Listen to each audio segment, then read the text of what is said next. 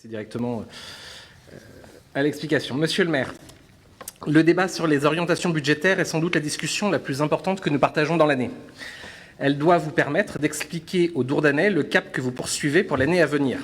Vous prenez devant nous des engagements d'action qu'il convient de respecter. Nous y reviendrons. Alors, que retenir de votre présentation? À vrai dire, des approximations, des renoncements et un manque d'ambition pour les Dourdanais. Et je m'explique pour tous ceux qui nous regardent, le document que nous avons dans nos dossiers préparatoires est un document qui fait, je crois, une vingtaine de pages, et pas le diaporama. Donc on a beaucoup plus d'informations dans ce qui nous est présenté. La première partie, c'est une partie sur le contexte international et national. La deuxième partie est un petit point sur les finances actuelles et notamment sur l'année passée.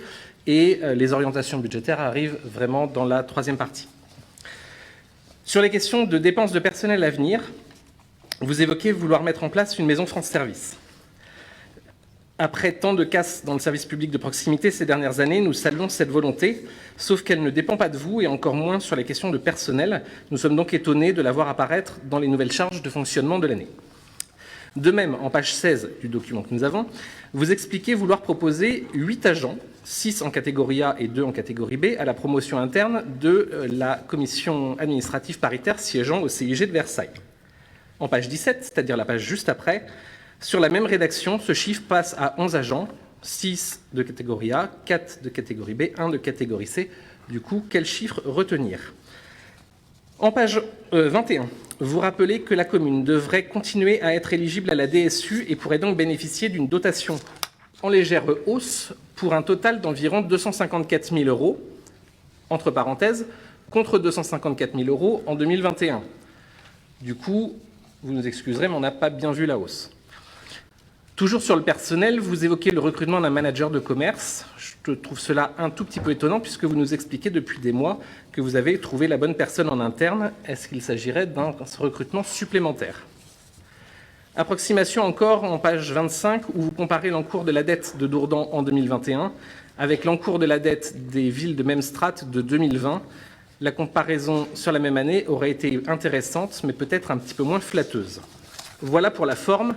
Ce n'est pas grave, mais cela montre un manque de relecture accentué par de très nombreuses fautes d'orthographe, ce qui est toujours dommage pour un document sortant de l'administration publique.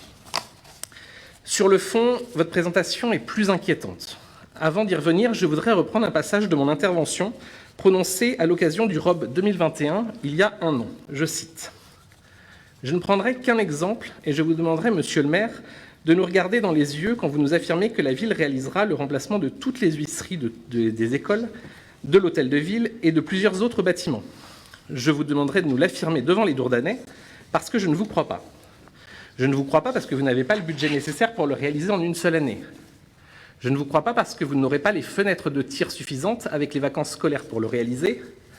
Je ne vous crois pas parce qu'aucune entreprise répondant au Code des marchés publics ne pourra répondre à un tel appel d'offres. Les grandes affirmations suffisent pour faire campagne, elles ne suffisent pas plus quand on gère une collectivité. » Fin de citation. Pour ces travaux, vous aviez prévu un budget de 1 680 000 € qui finalement comportait beaucoup d'options et dont vous aviez fini par nous dire qu'elles ne seraient pas levées toutes dans un premier temps. C'était un premier aveu d'insincérité. L'Europe que vous présentez cette année nous montre que sur cette somme de 1 680 000 €, le réaliser se chiffre à 0 €. Vous avez commencé les travaux à la fin décembre 2021. Nous sommes donc bien loin des promesses, les yeux dans les yeux. Par ailleurs, si nous avons bien compris, une étude thermique sera menée après la pose de ces fenêtres pour voir si d'autres travaux sont nécessaires pour améliorer l'efficacité énergétique de nos bâtiments publics. Je vous mets une pièce et même un billet que ce sera nécessaire et même indispensable.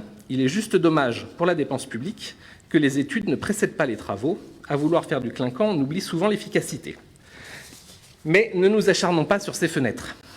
Parlons des 960 640 € votés par votre majorité pour les travaux entre le Potelet et la Croix-Saint-Jacques, que je m'acharnerai à appeler Puy des Champs. Près d'1 million d'euros votés et 0 € dépensés. Là encore, un report de travaux. Nous en sommes donc en 2 opérations à 2,5 millions d'euros votés, mais non dépensés. La croissance repart, mais ce n'est sans doute pas à la ville de Dourdan que nous le devons. Mais là encore, ne nous acharnons pas. Évoquons les travaux de valorisation du château en vue des 800 ans. Là encore, en 2021, 190 000 € votés, 4 176 dépensés. Alors, je sais que vous préparez une année de fête exceptionnelle, mais dépêchez-vous pour les travaux, les 800 ans se terminent cette année, à moins que l'on fête les 801 ans l'année prochaine, ce qui pourrait vous laisser quelques mois supplémentaires.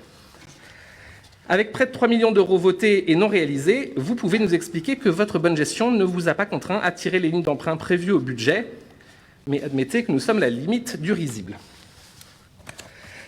Ce robe est bâclé, de notre point de vue, parce que l'année 2022 sera une année de fête, pas une année utile. Cette année, la priorité, la seule, l'unique, ce sont les 800 ans. Un anniversaire certes important, mais qui va engloutir des sommes inimaginables dans la période incertaine que nous traversons. Nous savons, et les 2 dernières années nous l'ont prouvé, que l'imprévu peut coûter très cher. La hausse du prix des fluides coûtera plus de 500 000 € supplémentaires à la CCDH. Et pour la ville de Dourdan, combien cela représente-t-il ? Si vous avez prévu une augmentation de ce budget pour 2022, on peut imaginer, et je ne vous en tiendrai pas rigueur, que ce chiffre sera finalement sous-évalué. La guerre qui se déroule en Ukraine aura des conséquences économiques inattendues. Ma question sera donc, quel montant prévoyez-vous de consacrer aux 800 ans du château entre les dépenses directes et les subventions ? Vous y avez en partie répondu dans l'exposé. Et est-ce vraiment raisonnable au vu des retombées économiques qui seront évidemment bien moindres ?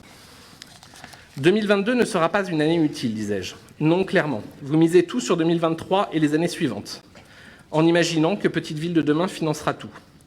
Et en vous interrogeant, les uns et les autres en commission, on sent bien que Petite Ville de demain vous permettra surtout de financer votre projet majeur, le nouveau centre culturel sur le champ de foire. Les Dourdanais imaginaient sans doute davantage de travaux de voirie, notamment pour boucher les nombreux trous et pour favoriser les circulations douces, davantage de travaux d'optimisation énergétique, davantage de dépenses liées au développement durable.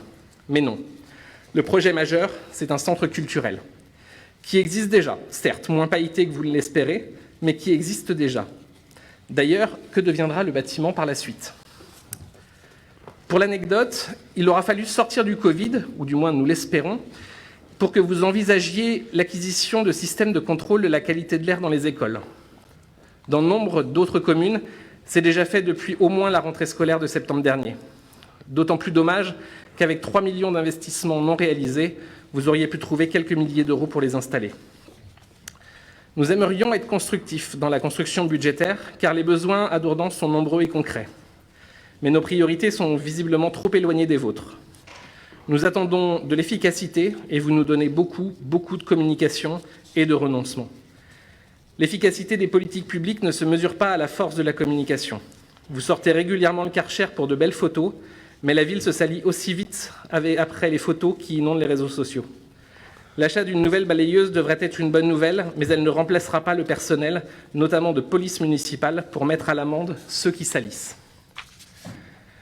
L'efficacité des politiques publiques ne se mesure pas aux annonces que vous pouvez mettre dans ce robe, mais bien aux réalisés ou aux non réalisés que nous constatons malgré les promesses contenues dans vos rapports d'orientation budgétaire.